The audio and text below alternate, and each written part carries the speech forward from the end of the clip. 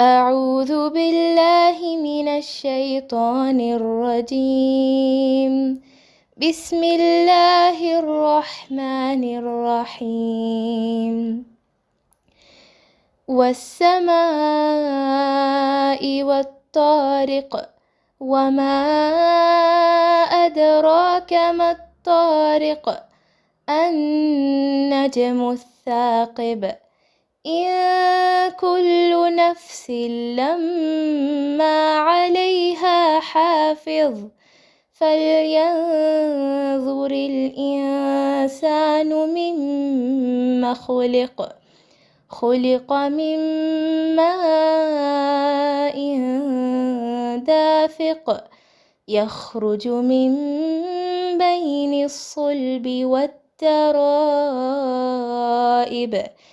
إنه على رجعه لقادر يوم تبلى السرائر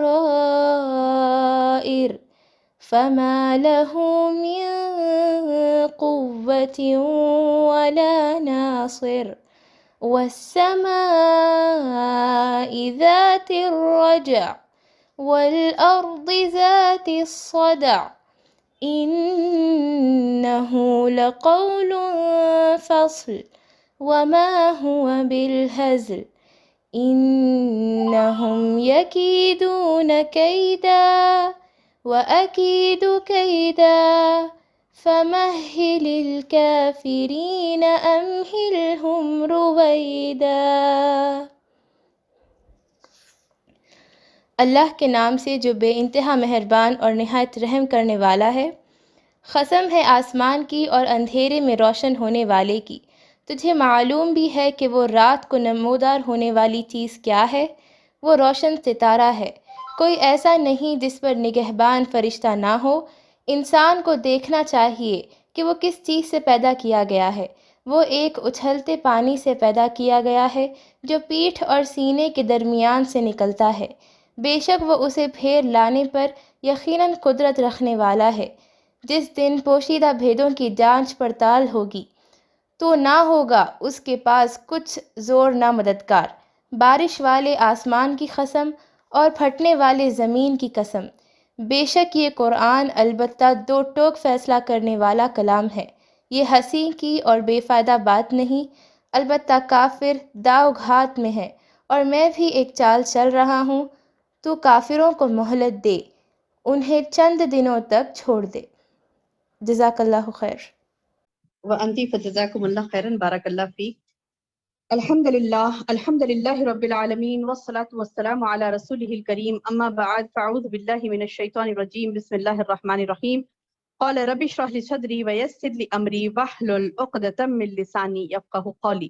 معزز ماؤں، پیاری بہنوں، پیاری بیٹیوں، السلام علیکم ورحمۃ اللہ وبرکاتہ۔ الحمدللہ، اللہ پاک کا احسان عظیم ہے کہ اللہ تبارک و تعالیٰ نے ہمیں اللہ کا کلام سیکھنے، سننے، سمجھنے کے لیے جمع فرمایا ہے۔ اللہ تعالیٰ سے دعا ہے کہ کہنے اور سننے سے زیادہ عمل کی توفیق اللہ پاک ہمیں عطا فرمائے، آمین یا رب العالمین۔ آج کا جو ہمارا ٹاپک ہے یوم تبلی السرائر، اس دن جس دن پوشیدہ بھیدوں کی جانچ پڑتال ہوگی۔ تو یہ بہت ہی بے چین کر دینے والا ٹاپک ہے کہ بھید تو کئی سارے ہوتے ہیں، یعنی انسان کے بھید تو کئی سارے ہوتے ہیں۔ یعنی جو انسان گناہ کرتا ہے، چھپ کے گناہ کرتا ہے، یا پھر غداری کرتا ہے، بدعہدی کرتا ہے، سب کو پتہ نہیں ہوتا۔ جس کے ساتھ بدعہدی ہوتی ہے اسی کو پتہ ہوتا ہے، جس سے غداری کی جاتی ہے اسی کو پتہ ہوتا ہے۔ دوسروں پر مخفی ہوتا ہے، وہ گناہ خفیہ ہوتا ہے۔ کسی کو دھوکہ بازی کرا تھا، کسی کے ساتھ بدعہدی کیا تھا، تو یہ گناہ اس کو ہی پتہ ہوتا جس کے ساتھ بدعہدی ہوئی یا جس کو تکلیف پہنچائی اس نے، جس کے ساتھ بدعہدی کی، جس کے ساتھ کیا کہتے ہیں کہ اس کی عزت کو ملیامیٹ کر دیا، اس کو تکلیف پہنچائی، اس کو کیا کہتے ہیں کہ غداری کی، اس کے ساتھ دھوکے دہی کی۔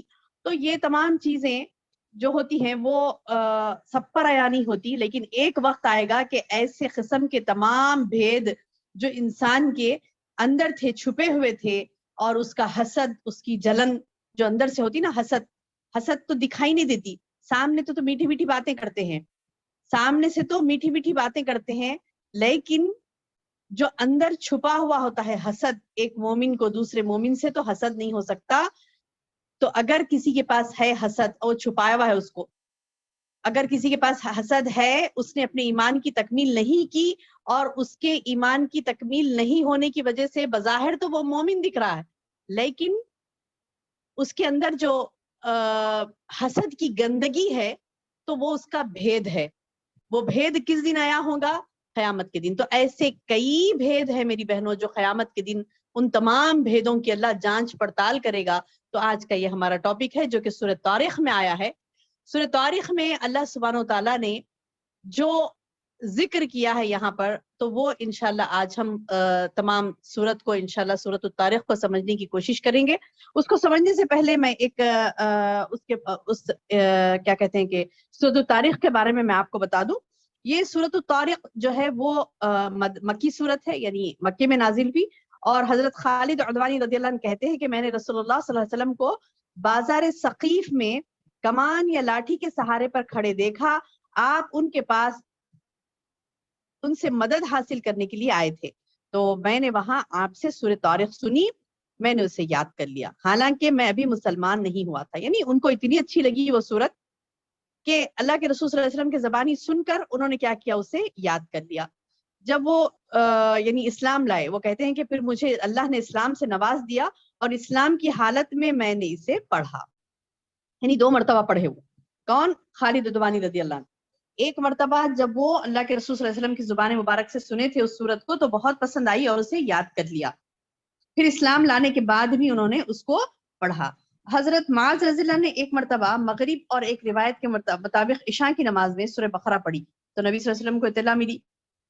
کیا ہوا تھا؟ معاذ رضی اللہ عنہ امامت کر رہے تھے اور انہوں نے کیا کیا، عشاء کی نماز تھی یا مغرب کی نماز تھی، دونوں میں سے کوئی ایک نماز تھی، عشاء یا مغرب.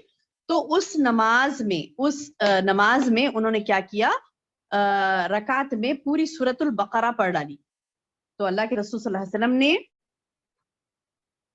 آپ کو بلایا معاذ رضی اللہ عنہ کو. جیسے آپ کو پتا چلا کہ انہوں نے ساری یعنی سورۃ البقرہ پڑھ ڈالی، تو حضرت معاذ رضی اللہ عنہ کو اللہ کے رسول صلی اللہ علیہ وسلم نے بلایا اور فرمایا لوگوں کو فتنے میں مت ڈالو، لوگوں کو فتنے میں یعنی آزمائش میں مت ڈالو. اب کھڑے سورہ بقرہ ایک رکعت میں پڑھنا یا پھر ساری نماز میں ایک سورۃ البقرہ پڑھ دینا، یہ تو بہت لمبی ہو جائے گی نا نماز. تو اتنی لمبی نماز ایک ساتھ کے پڑھنا اس کو اللہ کے رسول صلی اللہ علیہ وسلم نے منع فرمایا. کہا خاص کر کب، جب انسان جب لوگوں کو پڑھاتے ہیں ہم، ٹھیک ہے، لوگوں کو نماز پڑھا رہے ہیں، امامت کر رہے ہیں، تو امامت میں لمبے بہت زیادہ لمبے یعنی صورتیں فرض نماز میں. ہاں نفل میں جیسے کہ نفل کی جو امامت کرتے ہیں جیسے کہ تراویح کی نماز ہوتی ہے، تو تراویح کوئی مطلب عربک لفظ نہیں ہے، اصل اسے قیام اللیل کہتے ہیں. تو قیام اللیل کی نماز جو ہوتی ہے راتوں میں، جو ہم تراویح کے نام سے اس کو موسوم کرتے ہیں، تراویح کہتے ہیں، لیکن تراویح نہیں، قیام اللیل کہنا چاہیے. تو بہرحال یعنی اردو لفظ ہے، یہ تراویح کہہ بھی سکتے ہیں، لیکن صحیح بہتر اور اچھا لگے گا کہ قیام اللیل کہیں. تو بہرحال یہ جو قیام اللیل ہوتا ہے، تراویح کی نماز جو کہلاتی ہے، اس نماز میں اگر لمبی صورتیں پڑھے تو وہ تو پڑھنا ہی ہے، کیونکہ اللہ کے رسول صلی اللہ علیہ وسلم کی جو سنت ہے قیام اللیل کی وہ وہی ہے کہ لمبی رکعتیں ہونی چاہیے. اس میں کہا جاتا ہے کہ عائشہ رضی اللہ عنہا فرماتی تھی کہ آپ کے جو قیام اللیل کا جو انداز ہوتا تھا اللہ کے رسول صلی اللہ علیہ وسلم کا، تو اس کے بارے میں جب دریافت کیا گیا، صحابہ نے پوچھا تو اللہ کے رسول صلی اللہ علیہ وسلم کی رات کی نماز کے بارے میں عائشہ رضی اللہ عنہا نے کہا کہ اس کے طول و حسن کا کیا کہنا، یعنی طول اور حسن بھی، یعنی لامبی بھی اور بہترین طریقے سے پڑھتے تھے، تو وہ قیام اللیل ہے. لیکن فرض نماز میں جب لوگوں کو پڑھایا جاتا ہے، فرض نماز جب لوگوں کو پڑھائی جاتی ہے، تو آپ کوئی کر رہے ہیں، قرات کر رہے ہیں، پڑھ رہے ہیں، آپ کو اچھا لگ رہا ہے، صحیح ہے، آپ لامبی قرات کر رہے ہیں، صحیح ہے، لیکن لوگ فتنے میں پڑ جائیں گے، کیونکہ کوئی کام سے آتا ہے، کوئی کام چھوڑ کر آتا ہے، کسی کو کام پہ جانا ہوتا ہے، فرض نماز ادا کرا وہ نکل جاتا ہے، تو وہ فرض نماز میں اس کو 1 گھنٹہ اگر اٹکا دیے تو پھر نعوذ باللہ وہ فتنے میں پڑ جائے گا، آزمائش میں پڑ جائے، فتنہ مطلب آزمائش میں پڑ جائے گا. تو اللہ کے رسول صلی اللہ علیہ وسلم نے حضرت معاذ رضی اللہ عنہ کو بلایا اور کہا کہ تم نے سورۃ البقرہ کیوں پڑھائی مغرب یا عشاء کی نماز میں؟ کیا فرمایا تم نے سورۃ البقرہ کیوں پڑھائی؟ ایک نماز میں اتنی لمبی سورت تم نے کیوں پڑھائی؟ تم نے تو فتنے میں ڈال دیا. اچھا ہوتا کہ تم سبح اسم ربک الاعلی والشمس والسماء والطارق یہ صورتیں پڑھ لیتے. یعنی ان صورتوں کے نام لے کر کہا اللہ کے رسول صلی اللہ علیہ وسلم نے کہ اس قسم کی صورتیں تم پڑھ لیتے. کون سی نام لیے؟ سورۃ الاعلی، سورۃ الشمس اور سورۃ الطارق. تو یہ بھی سنن نسائی میں آئی ہے حدیث. تو بہرحال یہ کہ اس صورت کو اللہ کے رسول صلی اللہ علیہ وسلم اپنی نمازوں میں پڑھتے تھے الحمدللہ. اور یہ صورت اس میں جیسے کہ پچھلی صورتوں میں بھی ہم نے دیکھا تھا کہ اللہ تعالیٰ نے قسمیں کھا کر بات کو سمجھائی، تو ویسے ہی یہاں پر بھی قسمیں کھائی گئی. والسماء والطارق، والسماء آسمان کی قسم، وا قسم ہے السماء آسمان کی، وا اور قسم ہے کس کی؟ الطارق. طارق کیا ہوتا ہے؟ اندھیرے میں روشن ہونے والا. اندھیرے میں روشن ہونے، نہیں تمام طرف اندھیرا ہوتا ہے تو اس وقت وہاں پر جو روشنی کرتا ہے وہ طارق ہے. طارق کون ہے؟ طارق وہ ہے جو اندھیروں میں روشنی کرتا ہے. اندھیروں میں روشنی کرتا ہے یعنی ایک ہوتا ہے کہ روشن ستارہ، ہم کیا کہتے ہیں؟ روشن ستارہ. تو روشن ستارہ، تو روشن ستارے تو کئی ہیں. النجم الثاقب جو ہے وہ روشن ستارہ جو ہوتا ہے، ویسے تو روشن ستارے اور بھی ہیں، لیکن طارق خاص طور پر وہ ہے جو اندھیرے میں روشن ہوتا ہے. اندھیرے میں روشن ہوتا ہے. والسماء والطارق، قسم ہے آسمان کی اور اندھیرے میں روشن ہونے والے کی. وما ادراک ما الطارق، اللہ تعالیٰ بتا رہے ہیں کہ تجھے معلوم بھی ہے کہ وہ رات کو نمودار ہونے والی چیز کیا ہے؟ وہ ہے النجم الثاقب. وہ ہے النجم الثاقب یعنی روشن چمکتا ہوا ستارہ. طارق سے تو کیا مراد ہے؟ خود قرآن نے واضح کر دیا. کیا فرمایا کہ روشن ستارہ طارق یعنی ایسا جو اندھیری رات میں چمکتا ہے. تو ستاروں کو بھی طارق اسی لیے کہتے ہیں کہ یہ دن میں چھپ جاتے ہیں اور رات میں نمودار ہوتے ہیں. النجم الثاقب روشن ستارہ. ان کل اب اللہ تعالیٰ نے آسمان کی اور اس میں چمکنے والے ستاروں کی قسم کھائی. یہاں پر قسم کھائی آسمان کی اور آسمان میں چمکنے والے ستاروں کی. قسم کھا کے کہا کہ ان کل نفس لما علیہا حافظ، کوئی ایسا نہیں ہے ایسا بندہ نہیں ہے جس پر کہ فرشتہ نگہبان نہ ہو. ہاں اب یہ بات اللہ تعالیٰ نے قسم کھا کر، اللہ پاک جب کبھی بھی قسم کھا کر کوئی بات بتلاتا ہے تو وہ بات کی بڑی اہمیت ہوتی ہے، وہ بات میں بڑا زور ہوتا ہے، وہ بات کی بہت اپنی زندگیوں میں اس کی بہت یعنی اہمیت ہوتی ہے. کہ جیسے ہمیں یہ جاننا چاہیے اللہ تعالیٰ قسم کھا کے بتا رہے ہیں تو اس چیز کو غور سے سننا ہے ہمیں اور جاننا ہے اور اپنے دل و دماغ میں اس بات کو بٹھانا ہے کہ اللہ پاک کا فرمان کہ ان کل نفس لما علیہا حافظ. ان کل نفس ہر نفس لما علیہا حافظ، اس کے اوپر کیا ہوتا ہے؟ ایک نگہبان ہوتا ہے. تو کوئی نفس ایسا نہیں ہے. ان کل نفس لما علیہا حافظ یعنی کوئی ایسا انسان نہیں جس پر کوئی نگہبان فرشتہ نہ ہو، جس پر کوئی نگہبان فرشتہ نہ ہو. ایسا کوئی انسان نہیں ہے. یعنی اللہ تعالیٰ نے ہر نفس پر اللہ کی طرف سے فرشتے مقرر ہیں جو کیا کرتے ہیں؟ اچھے اور برے سارے عمل اس کے لکھتے ہیں. اور بعض کہتے ہیں کہ یہ انسانوں کی حفاظت کرنے والے فرشتے ہیں، جیسے کہ سورہ رعد میں آیت نمبر 11 میں اللہ تعالیٰ نے فرمایا کہ انسان کی حفاظت کے لیے بھی اس کے آگے پیچھے فرشتے ہوتے ہیں. اور ایک وہ فرشتے، دو فرشتے جو دائیں بائیں بیٹھے ہوتے ہیں وہ اپنا قول و فعل لکھتے ہیں، جیسا کہ سورہ قاف میں اللہ نے فرمایا وَمَا مِنْ قَوْلٍ إِلَّا لَدَيْهِ رَقِيبٌ عَتِيدٌ، سورہ قاف میں آیا. اور سورۃ الرعد میں آیا کہ اللہ پاک فرماتا ہے کہ انسان کی حفاظت کے لیے بھی انسان کے آگے پیچھے فرشتے ہوتے ہیں. تو یہ فرشتوں کی اللہ نے قسم کھائی، یہ فرشتوں کی اللہ نے قسم کھائی کہ ان کل نفس لما علیہا حافظ، بے شک کوئی انسان ایسا نہیں ہوتا کہ جس کے پر حافظ نگہبان فرشتے جو ہیں وہ مقرر نہ ہو. یعنی فرشتے نگہبانی کرنے کے لیے بھی موجود ہوتے ہیں اور فرشتے اس کے ہر قول اور ہر فعل کو لکھنے والے بھی موجود ہوتے ہیں. جبکہ وہ قول اور فعل کب کرتا ہے؟ لوگوں کے سامنے بھی کرتا ہے، لوگوں سے پیچھے ہٹ کر بھی کرتا ہے. لیکن انسان کیا سمجھتا؟ پچھلے چھپ کے گناہ کر کے کیا سمجھتا؟ اسے کوئی نہیں دیکھ رہا ہے. لیکن نہیں، دو نگہبان، دو حفاظت کرنے والے، اس کے اعمال کی حفاظت کرنے والے، یعنی ہر وہ عمل جو اچھا ہو یا برا ہو اس کو فرشتے لکھتے ہیں. رات کی نمازوں میں جب بندہ اٹھ کر روتا ہے اللہ کے سامنے، اسے کوئی نہیں دیکھتا، حتیٰ کہ اس کے گھر والے بھی نہیں دیکھتے، لیکن اللہ ہے جو اسے دیکھ رہا ہے اور فرشتوں کو حکم دیتا ہے کہ اس کے ایک ایک ادا کو نوٹ کر لو، ایک ایک حرکت کو، ایک ایک عمل کو، ایک ایک ادا کو اس کے نوٹ کر لو. اور وہ نوٹ کی ہوئی حرکتیں سبحان اللہ اجر عظیم کا باعث بنیں گی عند اللہ، اللہ کے پاس. اور وہی اگر برائی کرتا ہے بندہ گناہ کرتا ہے تو یہ بھی نہیں نہ بھولے کہ اسے کوئی دیکھنے والا نہیں ہے، بلکہ اس کو دیکھنے والا ہے، اس کے ہر کرتوت کو وہ رب نگہبان فرشتوں کے ذریعے سے لکھواتا ہے. تو یہ لکھنے والے فرشتے ہمیشہ موجود ہوتے ہیں، اور وہ نگہبانی بھی کرتے ہیں. بعض فرشتے جو اللہ نے سورہ رعد میں فرمایا تھا کہ نگہبانی کرنے والے بھی فرشتے ہوتے ہیں، جو انسان کی یعنی حفاظت، جو بندہ اللہ تعالیٰ کے جتنا قریب ہوتا نا، جیسے کہ سیرت سے آپ کو اس کی مثالیں ملیں گی، سیرت النبی صلی اللہ علیہ وسلم سے آپ کو اس کی مثالیں ملیں گی کہ اللہ کے رسول صلی اللہ علیہ وسلم کی کیسی حفاظت کرتے تھے اللہ تعالیٰ، فرشتوں کے ذریعے سے حفاظت کرتے تھے. جیسے ہجرت کر رہے تھے نا، کئی واقعات ہیں، ہجرت کر رہے تھے اللہ کے رسول صلی اللہ علیہ وسلم، ہجرت کرنے کے لیے جب اپنے گھر سے نکلے تھے تو وہ سارے تلوار سونت کر ٹھہرے تھے نا کہ جیسے ہی رات ہو جائے گی اللہ کے رسول صلی اللہ علیہ وسلم کو وہ اندر جا کے سب مل کے حملہ کر کے ختم کر دیں گے. لیکن اللہ کے رسول صلی اللہ علیہ وسلم وہاں سے بچ کر آرام سے نکل گئے، حالانکہ وہ لوگ ٹھہرے تھے. تو نگہبانی آپ کی کون کر رہے تھے؟ فرشتے. نگہبانی کون کر رہے تھے؟ فرشتے. اچھا، ایک سراقہ بن یمان ایک تھا نا صحابی، جو جب اسلام نہیں لائے تھے، ایک خواہش میں، یعنی مطلب ایک پیسے مال کی خواہش میں وہ گئے تھے اللہ کے رسول صلی اللہ علیہ وسلم کو پکڑنے کے لیے، جب وہ اسلام نہیں لائے تھے، کیونکہ انہوں نے قیمت رکھی تھی نا، اللہ کے رسول صلی اللہ علیہ وسلم کو پکڑنے والے کو بھاری قیمت دینے کا انہوں نے وعدہ کیا تھا. کس نے؟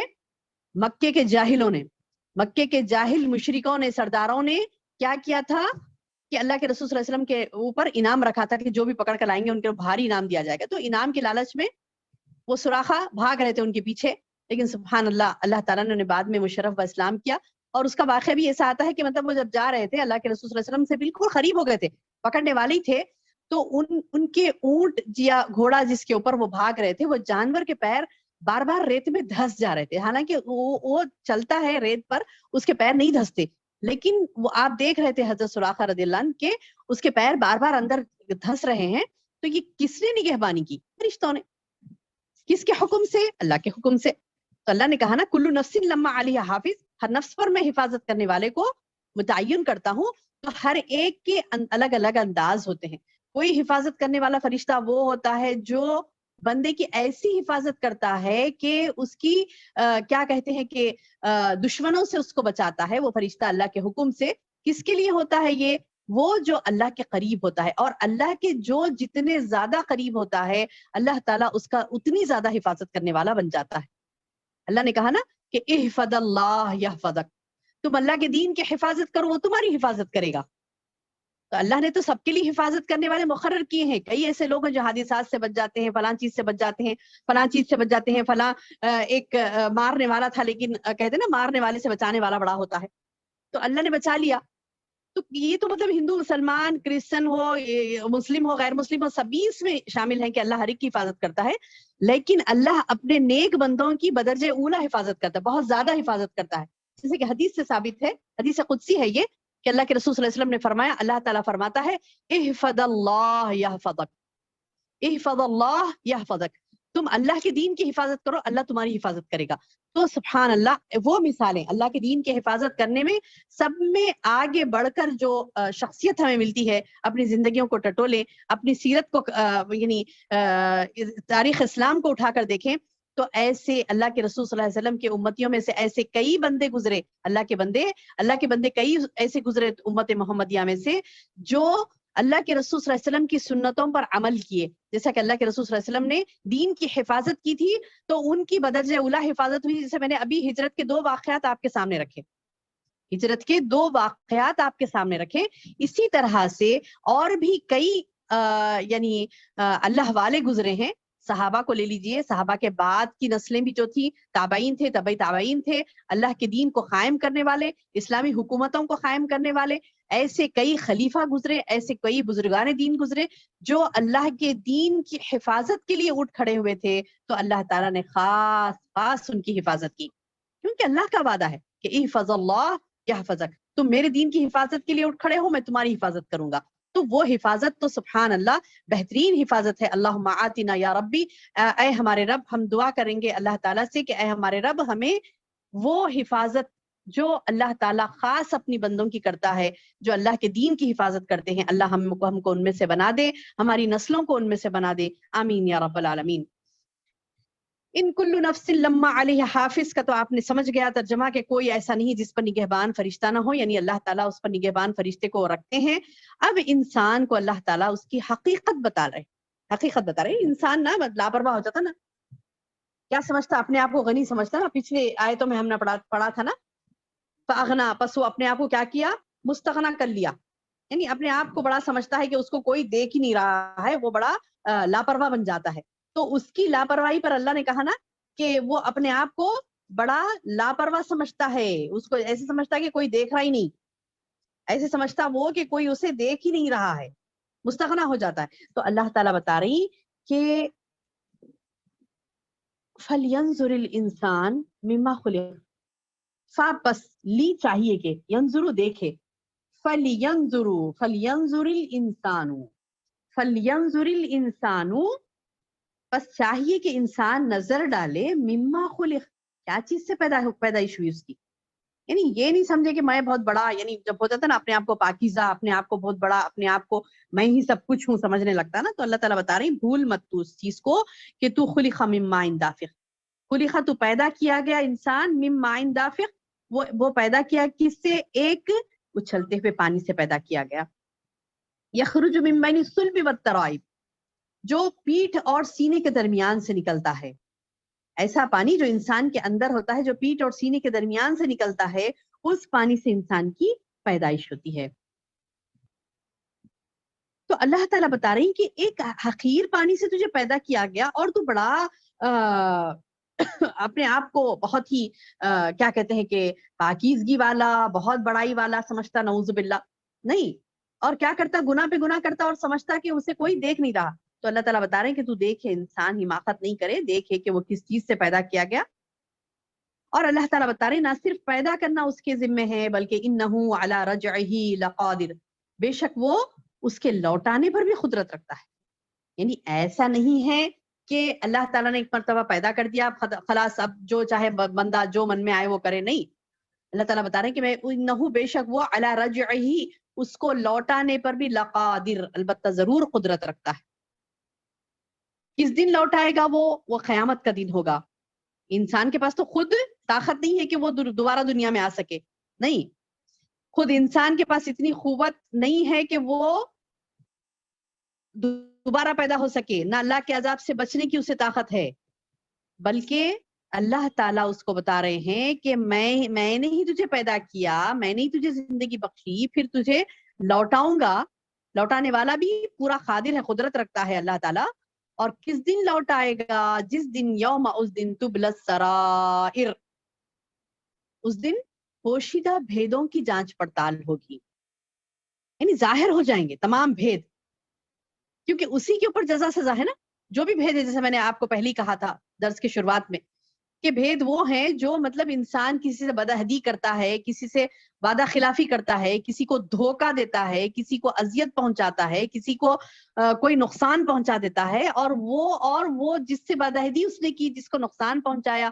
جس کو تکلیف دی، ان دونوں کے درمیان ہی ہوتی ہے، ساری دنیا پر تو عیاں نہیں ہوتی نا، وہ نیوز میں تو ہر بات نہیں آتی نا کہ تمام ورلڈ میں کوئی سن رہا ہے اسے، تمام ورلڈ اسے دیکھ رہا ہے، ایسا تو نہیں ہوتا، الا ماشاء اللہ کچھ ہوتے ہیں، لیکن اکثر تو یہ ہوتا ہے کہ کئی لوگوں کے بھید جو ہوتے ہیں وہ لوگوں پر عیاں نہیں ہوتے، بعض لوگوں کے بھید لوگوں پر عیاں نہیں ہوتے، بلکہ وہ اللہ تعالیٰ پوشیدہ کر دیتا ہے لوگوں کی نگاہوں سے۔ ہاں، اگر بندے نے کیا کیا، اگر بندے نے اس چیز کو، یعنی وہ تو بھید تھے اس کے، وہ بھید تھے اس کے، لیکن اس نے کیا کیا، اللہ سے توبہ استغفار کیا اور کہا کہ اللہ میں آئندہ نہیں کروں گا، اور جس کا حق اس نے تلف کیا تھا، جس سے بدعہدی کی تھی، جس کو دھوکہ دیا تھا، تو اس کی بدعہدی کو اس نے یعنی حق کی تلافی کر دی، حق کی تلافی کر دی، اس نے جو حق لیا تھا وہ واپس کر دیا دوسروں کو، یا پھر جو تکلیف اس نے پہنچائی تھی اس کا ازالہ کر دیا، تو اس طریقے سے عمل کر لیا، تو اللہ تعالیٰ کیا کرتے ہیں، اس کے بھیدوں کو ہمیشہ کے لیے دفن کر دیتے ہیں، آخرت میں بھی اس بھید پر پردہ ڈالیں گے اللہ تعالیٰ اور اس کو جنت دے دیں گے انشاءاللہ۔ کچھ ایسے بھید ہوتے ہیں جو انسان اپنے اندر پکاتا ہے، جیسے میں نے کہا حسد والا کسی سے حسد رکھ رہا ہے، وہ تو اس کا اندر کا بھید ہے، اس کو پتا ہے، وہ اللہ کو پتا ہے، اللہ کو بھی پتا ہے کہ وہ اپنی حسد کی وجہ سے کیا کیا لوگوں کے پیچھے نقصانات کرتا ہے، وہ اسے پتا ہے اور اس کے رب کو پتا ہے. اب یہ بھید اس کا لوگوں کے سامنے آیا نہیں ہوتا الا ماشاء اللہ کبھی کبھی ہو جاتا ہے. بہت زیادہ جب ایکسٹریم میں چلے جاتا ہے نا حسد میں, تو وہ ایکسٹریم میں جب چلا جاتا ہے تو تب اس وقت اسے کیا ہوتا ہے پتا چل جاتا ہے کہ ہاں لوگوں کو پتا چل جاتا ہے کہ ہاں یہ تو حاسد ہے, اس نے ایسے کیا ایسے کیا. بسا اوقات ایسا ہوتا ہے, اکثر ایسا ہوتا ہے کہ وہ بھید اس کے ظاہر نہیں ہوتے, لیکن ایک دن ایسا آئے گا یوم, اس دن تبل السرائر, بھیدوں کی جانچ پڑتال کی جائے گی. جو چھپے ہوئے بھید ہوں گے نا لوگوں کے, اللہ تعالیٰ سامنے سب کے بتا دے گا کہ تو نے فلاں وقت فلاں ٹائم پہ فلاں چیز کی تھی, میں نے لوگوں سے پردہ پوشی کی, شاید کہ تم معافی طلب کر لے, شاید کہ تو اللہ سے معافی طلب کر لے, شاید کہ تو اللہ سے مانگ لے مغفرت, اور وہ جو بھید تھا تیرا اس کی تلافی کر لے تو اس کے لیے اللہ تعالیٰ تجھے مہلت دے رہا تھا.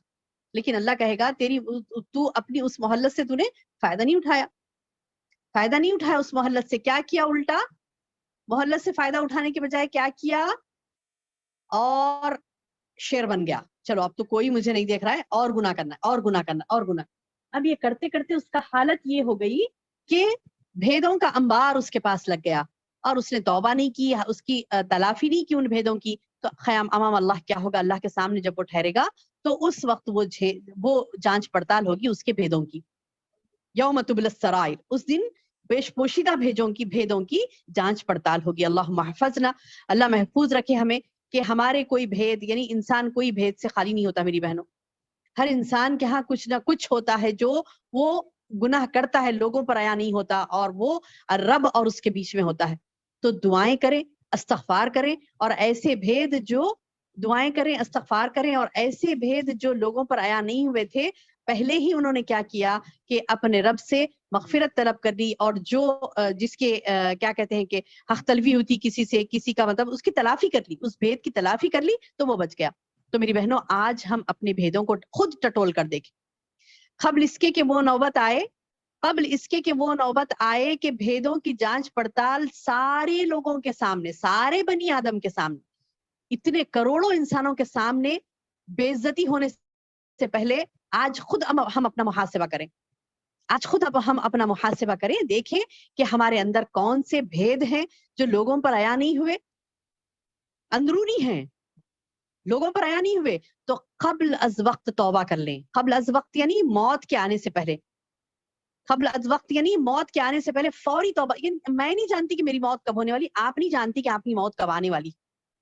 تو کیا کریں, بھیدوں کی جانچ پڑتال کر لیں, اور کوشش کریں کہ ہم ابھی استغفار کریں, اور آج ہی ہم اپنے جو بھی عیوب ہیں جس کو بھی اللہ نے پوشیدہ رکھا ہے ان عیوب کی ہم آج ہی تلافی کر لیں, آج ہی توبہ استغفار کریں, اللہ سے معافی مانگ لیں. ہاں کسی کے حق میں بدعہدی کی تھی ہم نے, اگر کسی کے حق میں بدعہدی کی تھی, کسی کے حق مارا تھا, کسی کے لیے یعنی غداری کی تھی کسی سے, تو وہ تمام چیزوں کو آج ہی ہم معافی مانگ لیں ان سے. کسی سے غداری کی تھی, کسی سے بدعہدی کی تھی, کسی کو دھوکہ دیا تھا, تو آج ہی معافی مانگ لیں, اور انشاءاللہ اپنے اعمال کو کلیئر کر لیں, کیونکہ ہمیں نہیں معلوم کہ ہماری موت کب آنے والی.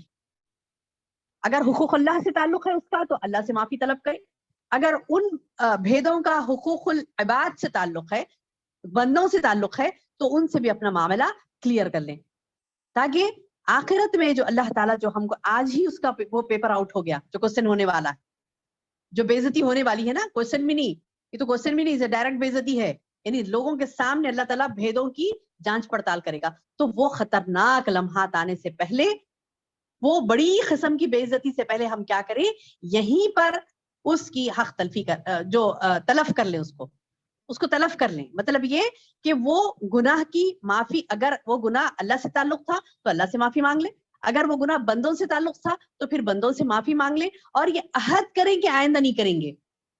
ہر انسان توبہ استغفار کرتا ہے کہ ہاں میں نے فلاں گناہ کیا تھا. ہاں حقوق العباد میں تو سبھی ہم بندوں کے درمیان ہم گرے ہیں نا, بہن بھائیوں کے ساتھ رہتے ہیں, ماں باپ کے ساتھ رہتے ہیں, شوہر بیویوں کے ساتھ, یعنی مطلب یہ کہ سارے خاندان میں ہم ایک دوسرے کے ساتھ ہی رہتے ہیں نا. تو اس ساتھ رہنے میں اگر ہم نے کسی سے حق تلفی کی تھی, کسی کے ساتھ یعنی بدعہدی کی تھی, کسی کو دھوکہ دیا تھا, کسی کے ساتھ چیٹ کیا تھا, تو کیا کرنا ہے, آج اس کی تلافی کر لینا ہے, کہ معافی مانگ لینا. اب پہلے تو اپنے بھیدوں کو خود ٹٹولیں, دیکھیں کہ اپنے اندر، یعنی انسان کو، وہ انسان کامیاب ہوتا ہے میری بہنوں جو اپنے اندر کے کیڑے خود نکالتا ہے. دوسروں کے کیڑے نکالنا تو بڑا آسان ہوتا ہے، یعنی دوسروں کے کیڑے نکالنا تو بڑا آسان ہوتا ہے کہ اس دن بھیدوں کی جانچ پڑتال ہوگی، بولتے ہیں ہاں تمہارے پاس تو بہت بھید ہے نا، تم تو فلاں کرتی ہو، تم تو فلاں کرتے ہو، تمہارے پاس تو بہت زیادہ بھید ہے، میرے پاس تو نہیں ہے. بات ایسی نہیں ہے، بلکہ مسلمان مومن وہ ہوتا ہے جو خود پہلے اپنے بھیدوں کی جانچ پڑتال کرتا ہے. تو انشاءاللہ آج ہم اس درس کے ختم ہوتے ہی پہلے اپنا محاسبہ کر لیں گے. انشاءاللہ دیکھیں گے کہ ہمارے بھید کیا کیا ہیں جس کی ہمیں تلافی کرنی ہے، تاکہ وہ دن جب اللہ تعالیٰ فرما رہا ہے کہ اس دن بھیدوں کی جانچ پڑتال ہوگی، تو وہ دن آنے سے پہلے انشاءاللہ ہم اپنے آپ کو سدھار لیں گے، اپنے بھیدوں کی خود جانچ پڑتال کریں گے، اور ان بھیدوں کو انشاءاللہ باذن اللہ، حقوق اللہ سے تعلق ہے تو وہاں پر بھی ہم اسے کلیئر کر لیں گے، حقوق العباد سے تعلق ہے تو وہاں پر بھی اسے کلیئر کر لیں گے انشاءاللہ. آگے اللہ تعالیٰ فرما رہا ہے کہ اس دن جب بھیدوں کی جانچ پڑتال ہوگی تو فما لہ من قوۃ ولا ناصر، نہ تو اس کے پاس کوئی زور ہوگا نہ کوئی مددگار ہوگا. یعنی آج کیا ہے، آج بندہ خود سے توبہ کر سکتا ہے، خود بھیدوں کی جانچ پڑتال کر سکتا ہے، خود اس کی تلافی کر سکتا ہے. لیکن ایک وقت ایسا آئے گا کہ اس کی تلافی نہیں ہوگی، اس کا کوئی حامی و مددگار نہیں ہوگا، اس کے ہاتھوں کو بند دیا جائے گا، اس کے کانوں پر مہر لگ جائے گی، اس کے آنکھوں پر، یعنی اس کے منہ پر مہر لگ جائے گی، نہ کسی کو بول بھی نہیں سکے گا کہ میری مدد کرو تھوڑا، میرے جو بھید تھے، یا پھر فلاں تمہارے ساتھ میں نے اس طریقے سے بدتمیزی کی تھی، تم بڑے تھے مجھ سے، مطلب دنیا میں تمہارا فلاں رتبہ تھا، تم ماں تھی میری، اماں مجھے معاف کر دے. وہ بولنے کا موقع نہیں ملے گا اسے. اس کے منہ پر پٹی باندھی جائے گی، اس کے منہ پر پٹی باندھی جائے گی، وہ کہہ نہ سکے گی، وہ کہہ نہ سکے گی. اس دن بڑی بہن سے اس نے بدتمیزی کی تھی تو وہ کہہ نہ سکے گی، اس دن اس کے منہ پر پٹی باندھی جائے گی، یعنی منہ پر مہریں باندھی جائیں گی. تو وہاں پر تو اس کا کوئی حامی و ناصر نہیں ہوگا. کوئی یہ نہیں بولے گا کہ ارے ذرا میری یہ پٹی نکال دو، یہ پٹی تھوڑا سا مجھے نکال دو تاکہ میں کسی سے معافی مانگ لوں. نہیں، وہ جو منہ پر مہر لگا دی جائے گی، کوئی حامی و ناصر نہیں ہوگا. فما لہ من قوۃ ولا ناصر، نہ خود اس کے پاس اتنی قوت ہوگی کہ وہ اپنی مدد کر سکے، اور نہ کوئی زور ہوگا کہ وہ کسی سے مدد کروا سکے. یعنی خود انسان کے پاس اتنی قوت ہوگی کہ وہ اللہ کے عذاب سے بچ جائے، نہ کسی اور کی طرف سے اس کو کوئی ایسا مددگار مل سکے گا کہ جو اسے اللہ کے عذاب سے بچا سکے. نہ خود بچا سکے گا اپنے آپ کو، نہ کسی اور کو کہہ سکے گا وہ کہ وہ بچا لے، کوئی نہیں کر سکے گا مدد اس کی. اس کے بعد یعنی ان اہم پہلوؤں پر اللہ تعالیٰ روشنی ڈالنے کے بعد دوبارہ اللہ تعالیٰ قسمیں کھاتے ہیں، کہتے ہیں والسماء ذات الرجع، بارش والے آسمان کی قسم، والارض ذات الصدع، پھٹنے والے زمین کی قسم. یعنی یہ دیکھیے، قسمیں کھانے میں بھی اللہ پاک کی قدرت کا اللہ تعالیٰ اظہار کرتا ہے. بڑی بڑی قسمیں ہیں یہ، اس کی قدرت کی نشانیاں ہیں کہ آسمان کا پانی کا آسمان سے برسنا، اور زمین پھٹ کر اس کے اپنے اندر لے لینا. یعنی جب بارش ہوتی ہے تو بارش بھی کیسے ہو رہی ہے؟ رجع کیوں کہے اس کو، یعنی ذات الرجع کیوں کہے؟ رجع کے لغوی معنی کیا ہے؟ رجع یرجع، پڑھے نا آپ لوگ، رجع یرجع، تو اس کے لغوی معنی کیا ہے؟ لوٹنا، پلٹنا. تو بارش کو ذات الرجع کیوں کہا گیا؟ آسمان والسماء قسم ہے، آسمان کی جو ذات الرجع یعنی لوٹاتا ہے، پانی کو لوٹاتا نا. وہ کیسے؟ بارش جب برستی ہے تو سمندروں میں، دریاؤں میں، تالابوں میں جو پانی گرتا ہے، پھر اس کے بعد پھر وہ واٹر وائپرز بنتے نا، بن کے پھر اوپر چلے جاتے نا، بخارات بن کر پانی کیا ہوتا ہے؟ اوپر چلا جاتا ہے. پھر وہی پانی پھر بادلوں کی شکل میں وہاں پر سٹور ہوتا ہے، پھر سے برستا ہے. تو اسی لیے اللہ نے کہا کہ یہ والسماء ذات الرجع، بارش والے آسمان کی قسم، بارش والے آسمان کی قسم. اس کے بعد والارض ذات الصدع، پھٹنے والی زمین کی قسم. یعنی زمین جب پھٹتی ہے تو اس کے اندر سے پودا نکلتا ہے نا. اور زمین کی خاصیت اللہ نے کیوں بتائی یہاں پر کہ زمین پھٹتی ہے اور اپنے اندر پانی کو لیتی ہے. کچھ چٹان ایسے ہوتے جو پھٹتے نہیں نا بارش سے. بارش جب گرتی ہے تو زمین جو نرم ہوتی ہے وہی اپنے اندر اللہ کی رحمت کو لیتی ہے. اب جو چٹان ہے وہ اندر نہیں لیتا اپنے. تو اس میں کئی نشانیاں ہیں میری بہنوں، نہ صرف قدرت کی نشانیاں بلکہ انسان کو غور و فکر کرنا ہے اس بات کا کہ کہیں انسانوں میں بھی کچھ ایسے پتھر دل ہوتے ہیں جو اپنے باتوں کو، اللہ کی باتوں کو دلوں میں نہیں لیتے، اللہ کی باتوں کو دلوں میں نہیں لیتے، اللہ کی رحمت کو وہ دلوں میں نہیں لیتے، بلکہ اس پتھر والی چٹان کی طرح ہوتے ہیں کہ بارش برسی اس کے اوپر تو وہ پھسل کر چلا گیا۔ کوئی زمین ہوتی ہے نرم ہوتی ہے تو نرم قلوب رکھنا ضروری ہے، کٹھن دل نہ بنے، سخت دل سخت جان نہ بنے، ایسے کہ مطلب ہر چیز کا انکاری کرنے والے نہیں، اپنے دل میں سمونے والے بنے۔ جیسے کہ زمین کی مثال دی اللہ نے کہ وَالْأَرْضِ ذَاتِ الصَّدْعِ، اور پھٹنے والے زمین کی قسم۔ اس میں دو چیزیں ہیں، یعنی وہ پھٹنا جو اپنے اندر پانی لینا اور پودوں کو زمین میں سے نکالنا یہ بھی ہے، اور ایک مفسرین نے اس کی تفسیر یہ بھی کی ہے کہ قیامت کے دن زمین پھٹے گی اور اس میں سے سارے مردے زندہ ہو کر نکلیں گے، اسی لیے زمین کو پھٹنے والی کہتے ہیں، ذات الصدع کہا جاتا ہے، شگاف والی، پھٹنے والی۔ پھٹ کے کیا ہوتی ہے وہ، یا تو پہلے تو اندر لیتی ہے، پھر وہ زمین جب پھٹتی ہے تو کیا ہوتی ہے، قیامت کے دن جب پھٹے گی، آخرت کے دن جب پھٹے گی، تو قیامت کے دن جب پھٹے گی تو وہ پھٹ کر کیا کرے گی، اپنے اندر سے مردوں کو زندہ کر کے باہر پھینکے گی۔ تو یہ دو بڑی قسمیں ہیں، والسماء ذات الرجع والارض ذات الصدع، والسماء ذات الرجع برسنے والے آسمان کی قسم، والارض ذات الصدع اور پھٹنے والے زمین کی قسم۔ یہ دو قسمیں کھا کر دوبارہ اللہ تعالیٰ بتاتا ہے کہ انہ لقول فصل، بے شک قرآن کیا ہے، البتہ دو ٹوک فیصلہ کر دینے والا کلام، یعنی کھول کر حق اور باطل کو یہ قرآن واضح کرتا، ڈوز اینڈ ڈونٹس بتا دیتا ہے اللہ پاک، اس میں یہ ہے، یہ کرنا ہے، یہ نہیں کرنا ہے۔ اب انسان کی بدنصیبی ہے کہ وہ اسے کھول کر نہیں دیکھتا، اسے بار بار نہیں پڑھتا، جبکہ یہ قرآن ہے، بار بار پڑھے جانے والی کتاب، قول فصل ہے، فیصلہ کر دینے والی کتاب، ہماری زندگیوں کا یہ فیصلہ کرتی ہے، ہمارے کیا کہتے ہیں کہ ہر معاملہ کا یہ فیصلہ معاملے کا تو درپیش ہے، قرآن میں ڈھونڈیے آپ کا حل۔ قرآن وہ ہے میری بہنوں جو دو ٹوک فیصلہ کرتا ہے، دو ٹوک فیصلہ کرتا ہے، انہ لقول فصل، حق اور باطل کو واضح کر کے بتا دیتا ہے کہ یہ تمہارے لیے حق ہے، یہ تمہارے لیے باطل ہے۔ تم اللہ والے ہو تو تمہیں یہ کرنا ہے، تم اگر اللہ والے نہیں ہو، حزب اللہ میں سے نہیں ہو، حزب الشیطان میں سے ہو تو تمہارا یہ کام، حزب اللہ میں سے ہو تو تمہارا یہ کام ہے۔ دو ٹوک فیصلہ کرنے والا کلام ہے، حق اور باطل کو واضح کرتا ہے۔ وما ہوا بالحزل، یہ ہنسی مذاق بے فائدے کی بات نہیں ہے، جیسے کہ تم اسے ہنسی مذاق میں لے رہے ہو، جیسے کہ تم اسے عمل نہیں کرتے، جی میں آیا کھول کے دیکھا، جی میں آیا بند کر دیا، اپنی زندگیوں میں مصروف ہے، اپنے وہی یعنی اپنے اوقات کا گھٹیا استعمال جو کرتے ہیں، تو یہ وقت ضائع کرنے کے لیے اللہ نے زندگی نہیں دی۔ اللہ کہتا ہے کہ انہ لقول الفصل، یہ فیصلہ دو ٹوک فیصلہ کرنے والا کلام جو اللہ نے تمہیں دیا ہے، وما ہوا بالحزل، واہ اور ماں نہیں ہے ہوا وہ بالحزل، کوئی ہنسی مذاق یا بے فائدے کی چیز نہیں ہے، جیسا کہ تم بے فائدے کی چیز سمجھ کر اسے بازو رکھے ہو، اپنی زندگی میں اسے رچاتے بساتے نہیں ہو، کھیل کود میں ہنسی مذاق میں مبتلا ہو، تو اللہ تعالیٰ بتا رہے کہ یہ کھیل کود مذاق والی چیز نہیں ہے، کوئی ہزل نہیں ہے، سنجیدگی اور حقیقت ہے، یہ سنجیدگی والی حقیقت والی بات ہے، یعنی ایک واضح سنجیدہ مقصد کے لیے اللہ تعالیٰ نے کتاب کو نازل کیا ہے، لہو لعب بیکار بے مقصد چیز کے لیے نہیں پیدا کیا۔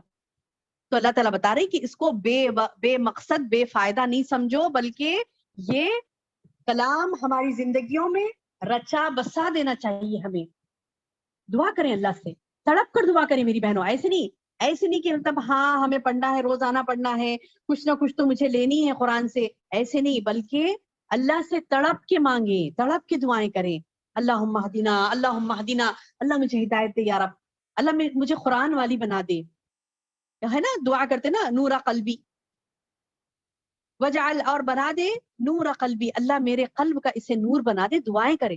اللہ کے رسول صلی اللہ علیہ وسلم کو جو قرآن ملی تھی ایسی نہیں ملی میری بہنوں، قرآن کا نزول ایسی اچانک اللہ کے رسول صلی اللہ علیہ وسلم کے اوپر اچانک نازل نہیں ہوا، بلکہ آپ نے 40 سال تک دعائیں مانگی۔ عمر کا جو بہترین حصہ ہوتا ہے 25 سال سے لے کے 40 سال تک آپ نے کنٹینیوس اللہ سے مانگا، کنٹینیوس مانگا کہ اللہم اہدنا، اللہم اہدنا، اللہ مجھے ہدایت دے، مجھے ہدایت دے، اور تاکہ میں لوگوں کو بھی بتاؤں کہ ہدایت کا راستہ کیا ہے۔ وہاں پر تو بہت ٹف تھا وقت، خطرناک لوگ تھے، جھگڑا ایسا خطرناک، جھگڑالو اور ایسے جاہل لوگ کہ ایک کسی کو مارا تو اس کے سارے خاندان کو دوسرا آ کے تباہ کر دیتا تھا، حتیٰ کہ دودھ پیتے بچوں کو بھی نہیں چھوڑتے، تیر ایسے بے دریغ چلاتے کہ دودھ پیتا بچہ ماں اور بچے دونوں پر بھی تیر چلاتے. اس قسم کی جہالت میں اللہ کے رسول صلی اللہ علیہ وسلم نے تڑپ کے اللہ سے مانگا کہ اللہ مجھے ہدایت دے، اللہ مجھے ہدایت دے. اس وقت اللہ نے کہا کہ ہاں ہدایت قریب ہے تمہارے، اور اللہ نے آپ صلی اللہ علیہ وسلم پر قرآن کا نزول کرنا شروع کیا، قرآن نازل ہونا شروع ہوئی. تو میری بہنوں، اللہ کی ہدایت، اللہ تعالیٰ کی طرف سے جو کلام آیا وہ کوئی معمولی چیز نہیں ہے. ہاں حقیقت میں یہ معمولی چیز نہیں ہے. گھروں میں رہتا ہے قرآن، کس کے گھر میں قرآن نہیں رہتا؟ لیکن کون اس کا حق ادا کرتا ہے؟ کون اس کا حق ادا؟ آج ہمارے گھر ہاتھوں میں بڑی لت ہے فونوں کی، ہے نا، بڑی لت ہے فونوں کی. قرآن پڑھتے بھی تو فون پہ پڑھیں گے. ایسی کیا مجبوری آ گئی کہ قرآن پڑھے تو فون میں پڑھیں گے؟ نہیں، مصحف کو ہاتھ میں پکڑیے، برکہ ہے یہ. مصحف کو ہاتھ میں پکڑیے، یہ ڈسٹریکٹ نہیں کرتی آپ کو. فون ہاتھ، موبائل ہاتھ میں ہوگا، ٹنگ میسج آیا، ادھر ادھر دوسری طرف ہماری نظر چلی گئی. نہیں، یہ مصحف کو ہاتھ میں لیجئے، پکڑیے اور اس کو پڑھیے، کیونکہ یہ بے فائدہ چیز نہیں ہے، ہنسی مذاق نہیں ہے، ٹوک فیصلہ کر دینے والا کلام ہے. اس بات کو اللہ نے قسمیں کھا کھا کر بتلایا. جب اللہ پاک اتنا سمجھا رہا ہے قرآن میں، اس کے باوجود اگر کوئی بندہ نہیں سمجھتا تو پھر اس کی زندگی کیسے ہوگی، کیسے وہ ترقی کرے گی، کیسے وہ ترقی کرے گا، کیسے اس کے معاملات ہوں گے، اللہ ہی بہتر جانے. تو بہرحال میری بہنوں، یہ تو ٹوک فیصلہ کر دینے والا کلام ہے جو اللہ نے بھیج دیا. انہم یکیدون کیدا واکید کیدا. اب دیکھیے، جب اللہ کے رسول صلی اللہ علیہ وسلم اتنی محنت سے دعائیں مانگے ہدایت کے لیے، اور نہ صرف ایک مرتبہ بلکہ ساری زندگی بھی اللہ کے رسول صلی اللہ علیہ وسلم اہدنا الصراط المستقیم کہتے گئے. ایک مرتبہ نہیں، دو مرتبہ نہیں، 40 سال تک ہی پڑھتے، اس کے بعد نہیں بولے. نہیں، آخری سانس تک بھی اس سورے کو پڑھے نا. سورۃ الفاتحہ میں کیا ہے؟ اہدنا الصراط المستقیم. اے اللہ مجھے ہدایت کے راستہ دے. ہدایت یعنی ہمیشہ استقامت کے ساتھ ہدایت کے راستے پہ جمے رہنے کے لیے بار بار اللہ سے مانگے اور بار بار پڑھیں اس کتاب کو اور اس پر عمل کریں. اب جب عمل کریں گے، پڑھیں گے، تو آپ کے سامنے ایک آئے گا چیلنج. کسی طالبہ نے مجھ سے بہت اچھا سوال کیا تھا ایک مرتبہ. کہا کہ باجی، آپ نے کہا تھا کہ مطلب قرآن پر عمل کرنے سے آزمائش آتی ہے، لیکن میری تو زندگی بڑی آرام سے.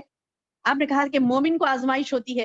اب میرے لیے تو کوئی ایسی آزمائش نظر نہیں آ رہی مجھے. بڑی آرام سے گزر رہی ہے زندگی، کھا رہی پی رہی مست ہے الحمدللہ. لیکن مجھے بے چینی ہو رہی ہے کہ کیوں، مطلب آزمائش کیا ہے؟ مطلب آپ نے کہا تھا کہ مومن ہے تو ضرور آزمائے جائیں گے، اور اللہ نے کہا نا قرآن میں، اللہ کی بات ہے کہ مومن ہو تو ضرور آزمائے جاؤ گے. تو وہ والا مجھے نظر نہیں آ رہا ہے. تو میں نے کہا کہ آپ جتنی زیادہ پابندی کریں گی، جتنی زیادہ دین پر چلیں گی، جتنا زیادہ آپ اس کے اوپر عمل پیرا ہوں گی، اس وقت آپ کو مصیبتیں آئیں گی.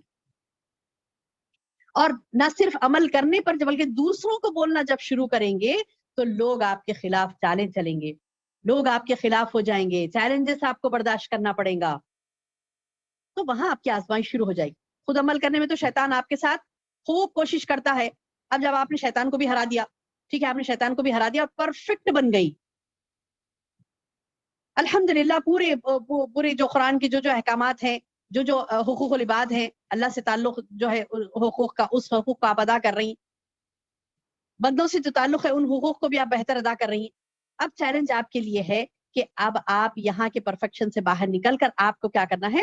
دوسروں کو بھی بتانا ہے. جب آپ دوسروں کو بتانا شروع کریں گی، وہاں پر آپ کو بڑا چیلنج آ جائے گا، آزمائش ہوگی وہاں پر آپ کی. اور کیسی آزمائش ہوگی؟ اللہ تعالیٰ بتا رہی، نبی صلی اللہ علیہ وسلم کو بھی تھی. کیسی کہ انہم یکیدون کیدا واکید کیدا. بے شک کافر داؤ گھات میں ہیں، یعنی گھات لگا کر بیٹھتے تھے کہ اللہ کے رسول صلی اللہ علیہ وسلم کو کیسے تکلیف پہنچائیں. دین حق جو لے کر آئے تھے نبی، اس کو ناکام کرنے کے لیے کیا کیا سازشیں نہیں کی. آپ سیرت پڑھیں گے تو سیرت میں بھرا پڑا ہے. 1 2 3 4 نہیں، ہر قسم کی یعنی کوشش کی، سازشیں کی تھی انہوں نے کہ اللہ کے رسول صلی اللہ علیہ وسلم کو روک دے کام سے. جادو کروا دیا، یعنی گھریلو مسائل میں پھنسا دیا، ہر قسم کے مسائل، یعنی ان کی اولاد کے مسائل سے لے کر اس میں گھرانے کی کوشش کی. بیٹیوں کو طلاق دے دی گئی اس بنا پر کہ دین محمد کو چھوڑ دو، نہیں چھوڑیں گے تو پھر طلاق ہے. تجارت آپ کو نہیں کرنے دیتے، آپ کے فلاں، مطلب ہر طریقے سے، حتیٰ کہ جادو بھی کروا دیا گیا آپ پر. مارا گیا، پیٹا، ہر وہ چیز کی گئی جس کے ذریعے سے کہ شاید کہ آپ رکے دعوت و تبلیغ سے، لیکن نہیں رکے آپ. ان کی چالیں تو تھی. اللہ نے کہا کہ انہم یکیدون کیدا واکید کیدا، انہم بے شک وہ یکیدون، قید کہتے ہیں چال بازیاں. یکیدون کیدا، وہ اپنے چالوں میں پڑے ہیں، داؤ گھات میں بیٹھے ہیں. وَأَكِيدُ كَيْدًا، اور اکیدو میں چل رہا ہوں چال، قیدن ایک زبردست چال. یعنی اللہ تعالیٰ کہتا ہے کہ یہ جو سازشیں کر رہے ہیں نا، نبی صلی اللہ علیہ وسلم کو دھوکہ دے رہے ہیں، فریب کر رہے ہیں، منہ پر ایسی باتیں کرتے کہ دل کے برعکس ہوتی. منافقین بھی آپ کے ساتھ چیٹ کرتے تھے نا. تو اللہ تعالیٰ بتا رہے ہیں کہ کرنے دو ان لوگوں کو چالیں. آپ اسٹرانگ رہیں گے، آپ ایمان کے اوپر استقلال کے ساتھ رہیں گے، اسٹرانگ رہیں گے، تو اللہ تعالیٰ ان چالوں کے لیے کافی ہو جائے گا. اللہ پاک فرماتا ہے کہ وہ اکید قیدا، میں ان کے لیے کافی ہو جاؤں گا، میں بھی چال چل رہا ہوں. یعنی اللہ ان کفار کے چالوں سے، ان کی سازشوں سے غافل نہیں ہے. آج بھی جو امت محمدیہ مبتلا ہے پریشانیوں میں، تکالیف میں، اللہ کے دین کا کام کرنے کے لیے اٹھتا ہے کوئی بندہ، حتیٰ کہ ایک آج ہی میں نے ایک نیوز دیکھی، یعنی کل یا پرسوں کی تھی، سنڈے کی نیوز تھی وہ، لیکن آج میں نے ناشتے پر وہ نیوز دیکھی تو مجھے اچنبھا ہوا سن کر کہ ہندوستان کے ایک علاقے میں، لکھنؤ میں، لولو مال میں کوئی نماز پڑھ رہے تھے. لولو مال میں نماز پڑھ رہے تھے تو یعنی گرفتار کر لیا گیا. ان کے اوپر کیس چلایا، 20 ہزار روپے ان سے جرمانہ لیا گیا کہ مال میں نماز کیسے پڑھے، جماعت کیسے میں 7-8 بچے جماعت بنا کے نماز پڑھ رہے تھے، ایک کونے میں نماز پڑھ رہے تھے، کسی کو ڈسٹرب تو نہیں تھا اس سے. لیکن آج یہ کفار کی حسد، ان کی جلن، دین پر چلنے سے جو رکاوٹیں پیدا کر رہے ہیں، جو دشمن بنے ہوئے ہیں، تو ان کی چالوں کا جواب آپ کیسے دیں گے؟ ان کی چالوں کا جواب دینے کے لیے آپ کو اپنے ایمان کو بہت زیادہ اسٹرانگ کرنا ہے میری بہنوں. آج وہ دور ہے کہ جو مکی دور تھا نا، مکے میں اللہ کے رسول صلی اللہ علیہ وسلم کے ساتھ جو صحابہ کے ساتھ جو تکالیفیں، مصیبتیں، پریشانیاں، وہ ایک کے بعد دیگرے آپ کو ساری دنیا میں سننے میں آئی. یہاں ایسا ہوا، وہاں ایسا ہوا، فلاں جگہ ایسا ہوا. تو یہ تمام چیزوں کو آپ کو ہمیں دیکھنا ہے اور اللہ تعالیٰ سے دعا کرنا ہے اور اپنے ایمان کو مستحکم بنانا ہے، اسٹرانگ بنانا ہے اپنے ایمان کو، اپنی اولادوں کے ایمان کو، تاکہ آگے آئندہ اور بھی اگر کچھ حالات خراب ہوئے، نعوذ باللہ ثم نعوذ باللہ، تو پھر ہم اپنے آپ کو مستعدی کے ساتھ جمع کر رکھیں اپنے قدموں کو، جیسے اللہ کے رسول صلی اللہ علیہ وسلم کے صحابہ کرام کے قدم جمے ہوئے تھے. اللہ نے کہا کہ تم چھوڑ دو اے نبی، بس ایمان پر استقامت کے ساتھ جمے رہو. انہم یکیدون کیدا واکید کیدا، وہ چال چلتے ہیں تو ہم بھی چال چلنے والے. فمہل الکافرین امہلہم رویدا، فمہل مہلت دے دو، فا پس مہل انہیں مہلت دے دو، فا پس مہل انہیں مہلت دے دو، فعل امر ہے مہل، کس کو؟ الکافرین، کافرین کو، امہلہم رویدا، چند دنوں کی، امہلہم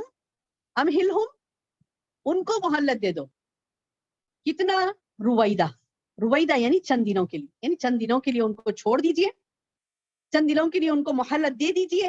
ان قریب اللہ ان کو پکڑے گا. اور اللہ نے پکڑا، چند سالوں میں ہی ان کو ایسا پکڑا کہ کسی کو موت کے گھاٹ اتارا، کسی کو بدترین موت دی، کسی کو مسلمانوں کے ذریعے سے ہی مارنے لگایا، کسی کو قدرتی موت آئی. بہرحال ایمان پر جب بندہ استقامت کے ساتھ جمع رہتا ہے تو اللہ پاک اس کی حفاظت کرتا ہے، جیسے نبی صلی اللہ علیہ وسلم کی بھی، صحابہ کرام کی اللہ تعالیٰ نے حفاظت کی تھی اور اسلام قائم ہو کے رہا تھا. تو اگر کوئی چالے چلتا ہے، اگر کوئی اسلام کو نقصان پہنچانے کی کوشش کرتا ہے، تو یہ مت بھولیے کہ اللہ تعالیٰ آپ کی مدد نہیں کرے گا. نہیں، اللہ آپ کی مدد کرے گا. یہ مت بھولیے کہ اللہ آپ کی مدد نہیں کرے گا، بلکہ اللہ آپ کی مدد کرے گا. کس وقت میں؟ کیا فرمایا؟ قرآن کی آیت ہے، اعوذ باللہ من الشیطان الرجیم، انتم الاعلون ان کنتم مومنین، انتم الاعلون، تم ہی غالب رہو گے، ان کنتم مومنین، اگر تم مومن ہو. یعنی مومن، ایمان کی شرط لگائی گئی، ایمان کے اوپر قائم رہیں گے ہم انشاءاللہ، استقامت کے ساتھ جمے رہیں گے، تو یہ تھوڑی بہت مشکلیں تو آئیں گی، اس کے بعد غلبہ کس کا ہوگا؟ اسلام کا ہی ہوگا، دین کا ہی ہوگا.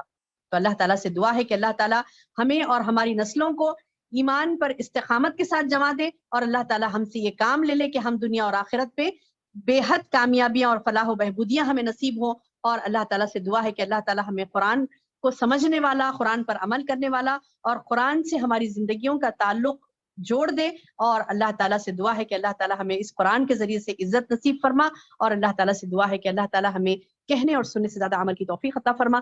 آمین یا رب العالمین. سبحان ربک رب العزت عما یصفون وسلام علی المرسلین والحمد للہ رب العالمین.